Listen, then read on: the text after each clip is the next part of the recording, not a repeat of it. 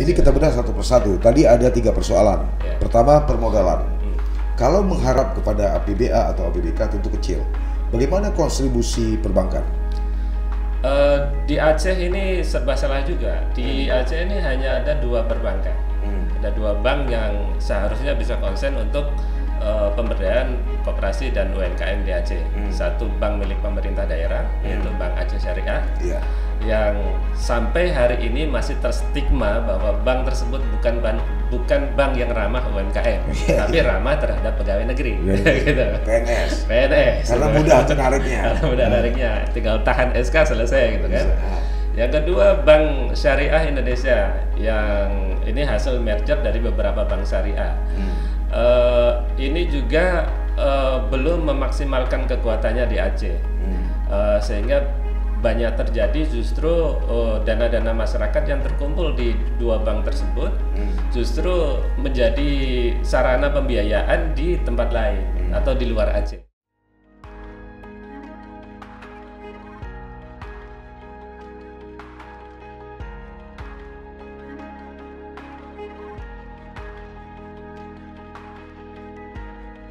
Assalamualaikum warahmatullahi wabarakatuh.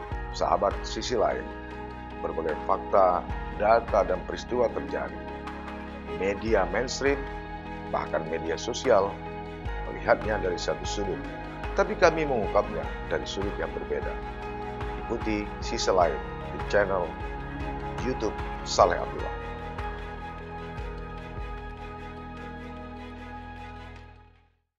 Assalamualaikum warahmatullahi wabarakatuh. Sahabat Sisi Lain, ada sekitar 15.000 usaha mikro, kecil, dan menengah di Aceh. Ini merupakan salah satu sektor yang memiliki kontribusi atau pengaruh besar dalam pembangunan dan pertumbuhan perekonomian di Indonesia maupun Aceh. Perannya begitu besar dalam pengurangan kemiskinan melalui penyerapan tenaga kerja. Persoalannya kemudian adalah ada 3 yang sampai saat ini masih melilit UMKM di Aceh, seperti misalnya permodalan, produksi, dan kualitas serta pemasaran. Ini menyebabkan UMKM lokal kurang mampu bersaing di pasar internasional maupun lokal. Untuk membahas masalah ini, kami telah mengundang salah seorang pegiat UMKM di Aceh yang berasal dari Yayasan Matahari, yaitu Saudara Pujo Basuki. Assalamualaikum. Waalaikumsalam. Saya panggil Bung Pujo aja nih ya. Siap. Ya. Bung Pujo. Ya. Di antara 15.000 UMKM di Aceh, selain 3 persoalan yang saya sebutkan tadi, persoalan apa lagi yang sampai hari ini bisa disebut menjerat UMKM di Aceh? Ya, selain daya saing dan juga produktivitas yang masih belum bagus di usaha mikro, kecil, dan menengah ini, juga ada faktor eksternal lain yang mempengaruhi kenapa UMKM di Aceh itu belum berdaya saing. Di antaranya terkait dengan berbagai kemudahan perizinan yang sebenarnya di pusat sudah dilakukan kemudahan perizinan, tapi di daerah belum disambut dengan baik. Apa itu misalnya? Salah satu contoh misalnya ketika UMKM hendak mengurus izin edar, misalnya. Izin edar itu ada beberapa. Kalau makanan misalnya paling sederhana itu izin edar PIRT. Sebenarnya dengan aplikasi BPOM yang sudah ada sekarang, itu sertifikat PIRT itu bisa diurus dalam waktu tempo 30 menit sudah jadi. Nah, tapi kemudian ketika sertifikat PIRT ini sudah keluar, seharusnya ada tindak lanjut dari Dinas Kesehatan di kabupaten kota untuk supaya UMKM ini bisa memenuhi komitmennya. Tapi ternyata sampai hari ini, ketika pengalaman saya mengeluarkan sertifikat PIRT dari aplikasi PIRT BPOM, bahwa sudah berbulan-bulan pun UMKM belum pernah dihubungi oleh Dinas Kesehatan setempat. Itu baik provinsi maupun kabupaten kota. Baik provinsi maupun kabupaten kota. Sejauh ini bagaimana sih sebenarnya koordinasi antara pemerintah provinsi dengan kabupaten kota. Kan usaha-usaha UMKM ini kan banyak di kabupaten kota ya. Ya. Sebenarnya kalau berdasarkan ketentuannya ada pembinaan yang berbeda antara kabupaten kota dengan provinsi dan juga dengan pusat. Untuk kabupaten kota itu levelnya usaha mikro, kemudian untuk provinsi itu kecil, sementara usaha menengah itu dibina oleh pemerintah pusat. Nah ini menjadi masalah lagi ketika melalui peraturan pemerintah yang menetapkan kriteria tentang usaha mikro, kecil dan menengah itu dirubah. Gimana ya? Dirubah berdasarkan skala modal usahanya. Oke. Kalau dulu usaha mikro itu skala usahanya modalnya maksimum hanya 50 juta. Tapi sekarang 1 miliar. Iya, 1 miliar. Untuk kecil sekarang sudah 5 miliar. 5 miliar. Jadi artinya beban provinsi itu berpindah ke kabupaten. Padahal kita tahu masalahnya bahwa di kabupaten itu anggarannya sangat kecil. Mereka paling di dinas koperasi dan UKM-nya itu anggarannya paling beberapa miliar saja, mungkin nggak sampai 1 miliar. Gitu. Oke, ini kita bedah satu persatu. Tadi ada 3 persoalan. Pertama, permodalan. Kalau mengharap kepada APBA atau APBK tentu kecil. Bagaimana kontribusi perbankan? Di Aceh ini serba salah juga. Di Aceh ini hanya ada 2 perbankan. Ada 2 bank yang seharusnya bisa konsen untuk pemberdayaan koperasi dan UMKM di Aceh. Satu bank milik pemerintah daerah, yaitu Bank Aceh Syariah, yang sampai hari ini masih terstigma bahwa bank tersebut bukan bank yang ramah UMKM, tapi ramah terhadap pegawai negeri. Gitu. PNS. Karena mudah nariknya. Karena mudah nariknya, tinggal tahan SK selesai gitu kan. Yang kedua, Bank Syariah Indonesia, yang ini hasil merger dari beberapa bank syariah. Ini juga belum memaksimalkan kekuatannya di Aceh, sehingga banyak terjadi justru dana-dana masyarakat yang terkumpul di 2 bank tersebut justru menjadi sarana pembiayaan di tempat lain atau di luar Aceh. Nah, seharusnya ada kebijakan khusus terkait dengan pembiayaan bagi UMKM ini yang lebih mudah, lebih simpel dan ramah bagi UMKM. Oke, yang ketiga persoalan produksi dan kualitas. Benar nggak bahwa produksi atau produk UMKM kita kualitasnya rendah? Sebenarnya ini relatif. Penilaian itu sangat relatif sekali dan sangat subjektif sekali.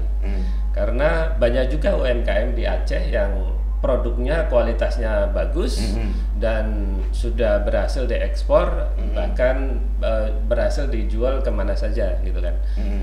Nah, untuk sektor-sektor tertentu memang kualitasnya sudah bagus. Misalnya untuk produk berbahan kopi misalnya. Kita tahu bahwa kopi kita punya, di Aceh punya itu kopi dengan kualitas yang luar biasa gitu kan, yang premium gitu. Dan itu harganya juga menjadi paling mahal di dunia. Selain kopi di Aceh Tengah. Jadi selain itu juga karena kita daerahnya di pinggiran, seharusnya kita bisa mengembangkan produk-produk yang spesifik, yang berbeda dengan produk-produk yang ada di Jawa. Karena kalau kita mengembangkan produk-produk yang sama dengan yang ada di Jawa, otomatis kita akan kalah dalam persaing. Karena dari segi ongkos kirim saja, kalau dari Jawa kemana saja, itu ongkos kirimnya per kilo paling maksimum 30.000 atau lebih rendah. Sementara dari Aceh berkirim ke seluruh wilayah Indonesia saja itu sudah lebih dari itu. Gitu, pemasaran ya, menyangkut pemasaran, ada memang kerja-kerja dari pelaku UMKM sendiri. Tentu kan harus ada juga peran pemerintah di sini kan, terutama dalam melakukan promosi dan edukasi gitu. Selama ini ada nggak dilakukan itu? Ada sebenarnya, tapi belum mencapai hasil yang maksimal. Gitu. Contoh yang terakhir bahwa pemerintah Aceh atau bahkan pemerintah pusat atau LPSC Aceh juga bekerja sama dengan beberapa marketplace mengenai pengadaan barang dan jasa yang memang ketentuannya itu kalau nggak salah 60% itu harus dibelanja untuk belanja UMKM begitu. Nah, proses pengadaan barang dan jasa ini juga tergantung dari dinas terkait yang dia melakukan pemenuhan kebutuhan barang dan jasa. Kita tahu bahwa UMKM di Aceh ini kan barang dan jasanya juga tidak semua dibutuhkan oleh pemerintah. Itu artinya banyak produk-produk makanan dan minuman juga itu aja. Nah ini mungkin perlu dikembangkan lebih baik ke depannya. Gitu. Ya, sahabat, sisi lain ada 60 juta pelaku UMKM di Indonesia. Baru 21% atau 13,7 juta pelaku UMKM yang sudah mengadopsi teknologi informasi atau teknologi digital. Sedangkan jumlah pengguna e-commerce sendiri mencapai 29 juta. Ini data dari Kementerian Koperasi dan UMKM pada tahun 2021. Data Kemenkominfo menyebutkan ada 171,2 juta orang yang menggunakan aktif internet dan 355,5 juta pelanggan seluler, dan ada 26 juta UMKM yang diproyeksikan go online pada tahun 2022. Nah, di Aceh sendiri menurut Pak Pujo, bagaimana pelaku UMKM ini menggunakan teknologi informasi ini? Ya. Sebenarnya sudah banyak juga di Aceh menggunakan teknologi informasi. Facebook, Instagram, Twitter, gitu ya. Ada juga marketplace, Bukalapak dan sebagainya, udah ada. Cuma persoalannya kita harus sadari bahwa di Aceh juga masih banyak blank spot. Terkait dengan internet tersebut. Jangan jauh-jauh kita pergi dari sini sekitar 15 menit atau 30 menit dari sini masih ada blank spot. Yaitu misalnya kalau kita jalan ke arah Melaboh, sebelum sampai Lion itu ada orang jualan ikan asin. Di situ blank spot. Gitu. Jadi teman-teman yang memproduksi ikan asin di situ itu nggak bisa. Itu hanya beberapa kilometer aja dari provinsi ya? Betul, hanya beberapa kilometer saja. Kalau nggak salah kilometer 17. Tapi sudah blank spot. Sudah blank spot. Nah ini mungkin perlu ditangani secara seksama oleh pihak terkait, oleh Kominfo atau pihak-pihak yang lain sehingga kondisi ini tidak terjadi. Nah ini dekat gitu, apalagi yang jauh gitu. Yang jauh tentunya masih banyak lagi gitu kan, di daerah-daerah di Aceh yang masih blank spot seperti itu. Ya, dari kondisi yang ada ini perlu nggak satu regulasi lokal ya, katakanlah semacam kanun untuk memproteksi para pelaku UMKM di Aceh? Oh tentu itu harus ada. Kalau kemarin gubernur hanya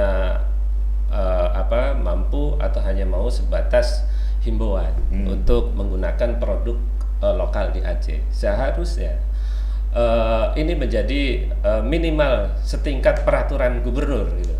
Setingkat peraturan gubernur yang mewajibkan setiap instansi, minimalnya setiap instansi ketika melakukan atau mengadakan suatu acara tertentu di instansinya itu wajib menggunakan produk lokal. Tapi udah ada pergub itu kan? Belum sampai pergub kalau saya, baru himbauan. Tapi harusnya itu dilakukan. Oke, menurut Pak Pujo yang bergelut di dunia UMKM ini, apalagi persoalan pelaku UMKM di Aceh selain yang kita bicarakan tadi? Masih banyak persoalan sebenarnya, terutama memang pemerintah di sini wajib turun tangan secara real, bahwa kita tahu bahwa untuk membangun UMKM yang memiliki daya saing yang bagus dan memiliki produktivitas yang bagus itu tidak mudah. Pemerintah saja tidak cukup, saya saja dari lembaga Yayasan Matahari tidak cukup. Perlu aktor-aktor lain yang dilibatkan. Termasuk perguruan tinggi. Di selama ini ada nggak kontribusi perguruan tinggi? Nah selama ini kan kesannya perguruan tinggi ini melakukan penelitian sendiri, kemudian penelitian itu jadi buku, ada di pustaka, tidak pernah digunakan oleh UMKM, gitu kan. Memang ada beberapa inisiasi terbaru yang itu saya kira belum maksimal juga, hanya beberapa orang saja yang menginisiasi penelitian yang bisa diaplikasikan oleh UMKM. Gitu. Apa misalnya satu contoh produk ya yang bisa dilakukan oleh perguruan tinggi sehingga menjadi sustainable? Contoh begini, Unsiah lah katakanlah ada 10.000 misalnya mahasiswa UIN, belum lagi Unimal, belum lagi UTU, yang sebenarnya kalau satu produk unggulan ini saja dikhususkan kepada mahasiswa baru misalnya, ini kan pangsa pasar yang luar biasa, ya kan? Kira-kira apa itu misalnya? Tas ke, sepatu ke, atau baju atau gimana? Ya banyak sebenarnya. Dia tergantung dari jurusan di perguruan tinggi tersebut. Jadi misalnya untuk yang fokus bidang keilmuannya di teknik kimia, tentunya dia harus mengacu kepada bidang keilmuan tersebut. Untuk bidang pertanian, tentunya dia harus menghasilkan produk-produk berbasis pertanian, yang itu bisa langsung diaplikasikan oleh masyarakat. Begitu. Jadi kalau di Aceh selama ini hampir semua produk-produk yang di Aceh, kalau kita mau merunutkan asal mula produk itu, hampir tidak ada yang berasal dari kampus. Gitu. Hampir semuanya itu adalah produk-produk yang murni dari masyarakat. Kecuali minyak nilam kemarin ya. Minyak nilam ada beberapa. Semprot-semprot ya. Iya. Kalau yang lain belum ada. Yang lain belum ada. Oke. Dari akumulasi persoalan, apa kira-kira harapan Pak Pujo untuk pemerintah daerah? Apa yang mesti dilakukan? Ya, sebenarnya solusinya apa? Sebenarnya kita mengenal ada istilah yang namanya pentahelik dalam proses pemberdayaan masyarakat UMKM di Aceh maupun di Indonesia. Pentahelik itu artinya di situ ada pemerintah, di situ ada pendamping. Ini pendamping harus penting. Pendamping ini harus diperbanyak seharusnya di Aceh. Gitu. Di Aceh selama ini yang namanya pendamping adalah pendamping dari Pusat Layanan Usaha Terpadu Koperasi dan UKM. Itu kalau mengandalkan itu di provinsi itu cuma ada 7 orang, kemudian di kabupaten yang ada di Kabupaten Aceh Besar itu hanya ada 5 orang.